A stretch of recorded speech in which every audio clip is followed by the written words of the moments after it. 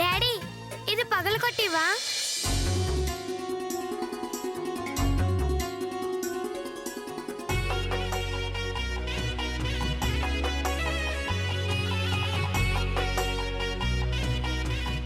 చాలా స్వీట్ గా ఉంది డాడీ.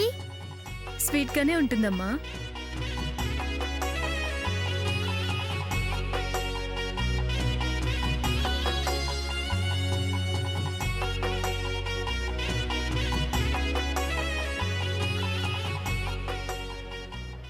వెళ్దామండి.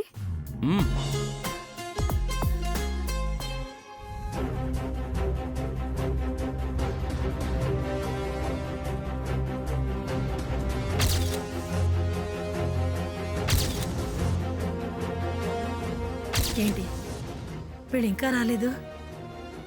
ఏదైనా ఆటంకం జరిగి ఉంటుందా? ఇబ్బంది పడలేదు కదా?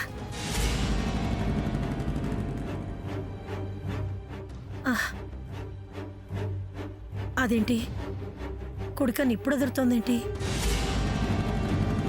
ఆడవాళ్ళకి కుడికన్ను, మగవాళ్ళకి ఎడంకన్ను అదరడం మంచిది కాదంటారే. అంటే ఏదన్నా ఇలాంటి ఆలోచనలు వస్తున్నాయేంటి? ఏంటో అది నెల తప్పిన దగ్గర నుంచి ఏదో ఒకటి జరుగుతూనే ఉంది. భగవంతుడా, భయపడుతూ బతకాల్సి వస్తుంది. అందరినీ చల్లగా కాపాడు తండ్రి.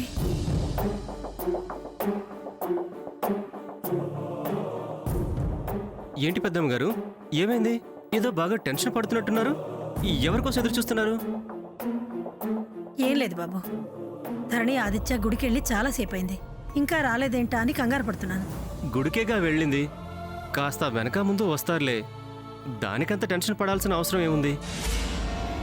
వాళ్ళకేమన్నా గుడి కొత్త ఊరు కొత్త? వచ్చేస్తారులేండి. మీరు లోపలికి రండి.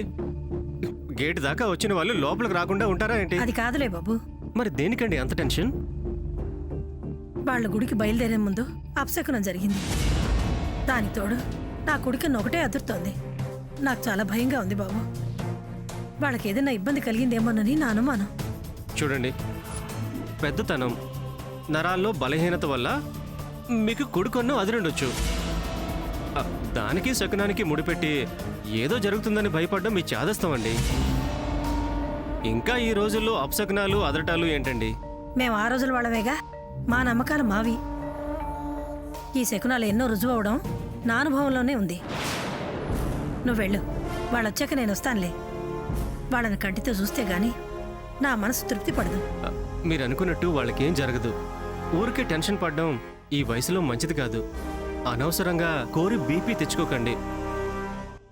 అన్నిటికీ ఇలా కంగారు పడడం ఆరోగ్యానికి అంత మంచిది కాదు.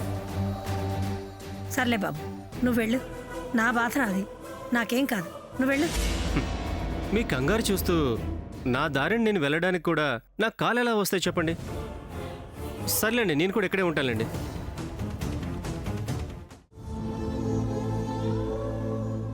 ఆదిత్య గారు, ఏంటండి ఆ స్వామీజీ చెప్పింది నిజమా? మీరు నా దగ్గర ఏదో దాస్తున్నారు, నిజం చెప్పండి. ఎందుకైనా అలా చెప్పారు? ఎవరో ఇద్దరు ఆడవాళ్ల ఉసురు శాపంగా మిమ్మల్ని పీడిస్తుంది అంటున్నారు. ఎవరండి ఆడవాళ్ళు? వాళ్ళ ఉసురు ఈ కుటుంబానికి తగలడం ఏంటి? చూడండి, నిజం చెప్పకపోతే ఈ సమస్యకి పరిష్కారం రాదు. అవునండి, అసలు ఆ ఇద్దరు ఆడవాళ్ళు ఎవరండి?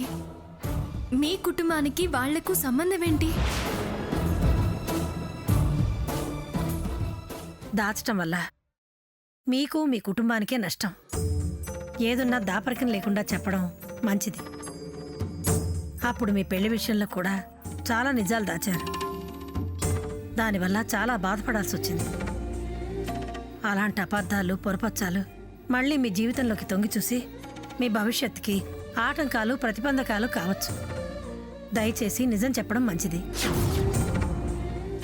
అవునండి, మీకు తెలిసిన విషయం ఏదైనా ఉంటే చెప్పండి. నేనేమీ దాయదలుచుకోలేదు. చెప్పాలని అనుకుంటున్నాను. నాకు తెలిసి ఆ స్వామి చెప్పింది మా నాన్న రెండో భార్య ఆవిడ కూతురు గురించి అని నేను అనుకుంటున్నాను.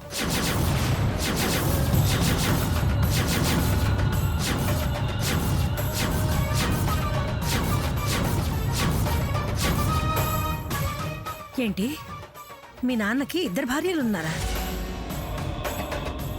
ఆ రోజుల్లో రాజుకి 2 భార్యలు ఉండటం పెద్ద తప్పుగా ఎవరూ అనుకోలేదు. మీరు అనుకోకపోవచ్చు కానీ అందరూ ఎందుకు అనుకోరు? అమ్మ అప్పటి సంగతి అనవసరం. ఇప్పుడు వాళ్ళ ఉసురు శాపమై ఈ కుటుంబాన్ని పీడించడానికి కారణం ఏంటి? పెళ్లి చేసుకోలేదా? అక్రమ సంబంధమా? ఎవరావిడా? వాళ్ళకి ఆసరా కలగజేయలేదా? ఆదరించలేదా? ఏమైనా అన్యాయం చేశారా? ఏం చేశారు మీ నాన్నగారు? ఎందుకు వాళ్ళ ఉసురు తగులుతుంది? నాకు తెలిసింది నేను చెప్తాను ధరణి, ప్లీజ్ విను. చెప్పండి. ఆవిడ నర్తకి.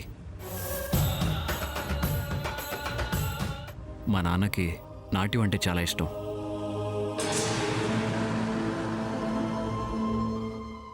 ఆ నాట్యమే వాళ్ళ మధ్య పరిచయాన్ని, తర్వాత ప్రేమని కలగజేసింది.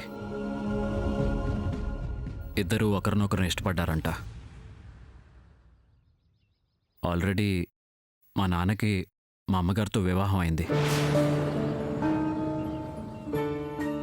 ఆ విషయం ఆవిడికి కూడా తెలుసు. ఆవిడ అంగీకారంతోనే మా నాన్న ఆవిడని వివాహం చేసుకుని వేరే ఊళ్ళో బంగ్లా, కొంత ఆస్తి ఏర్పాటు చేసి రెండో భార్య స్థానం ఇచ్చి బాగానే చూసుకుంటూ ఉండగా ఒక అమ్మాయి కూడా పుట్టిన తర్వాత ఈ విషయం మా అమ్మగారికి తెలిసి మా నాన్నకి తెలియకుండా వెళ్ళి ఆవిడ్ని బలవంతంగా ఊళ్ళో లేకుండా వెళ్ళగొట్టింది.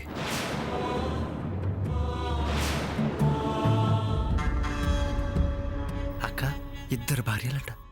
అవ్వా. ఆ విషయం మా నాన్నకి తెలిసి మా అమ్మతో గొడవ పడ్డారు.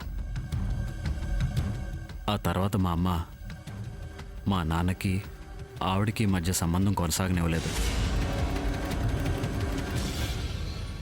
మా నాన్న ఆవిడ కోసం చాలా ప్రయత్నం చేశారంట, కానీ అడ్రస్ దొరకలేదు. తర్వాత కొంతకాలానికి మా నాన్నగారు చనిపోయారు. ఆ తర్వాత అమ్మ కూడా. ఇక వాళ్ళ గురించి వివరాలు ఎవరికీ తెలీదు. ఇదంతా నా చిన్నతనంలో మాట. నాకు వాళ్ళెవరో కూడా తెలీదు. ఇప్పుడు ఈ స్వామీజీ చెప్పాకే నాకు ఆ సంగతి గుర్తొచ్చింది.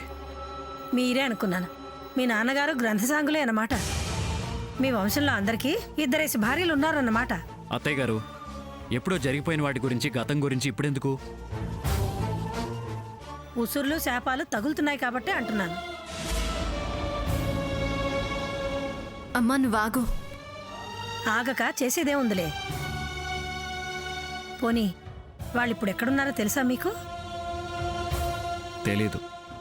అంతా నా కర్మ, దీని తలరాత. వాళ్ళ ఉసురు ఆఖరికి నీకు సుఖ సంతోషాలు దక్కనివ్వదే ధరణి. ఇప్పుడెలా అండి? వాళ్ళ ఉసురుకు శాంతి కలిగించకపోతే మన భవిష్యత్తు సాఫీగా సాగేది ఎలాగా? వాళ్ళ గురించి అంతో ఎంతో తెలిస్తే సత్యపండి బాబాయ్కే తెలుస్తుంది. అయితే మీరు అర్జెంటుగా చిన్నమామయ్య గారిని కలవండి. ఆయన్ని అడిగి వాళ్ళు ఎక్కడున్నారనే విషయం తెలుసుకోవాలి. వాళ్ళని ఖచ్చితంగా కలిసి జరిగిన దానికి క్షమాపణలు అడిగి వాళ్ళని సంతృప్తి పరచాలి.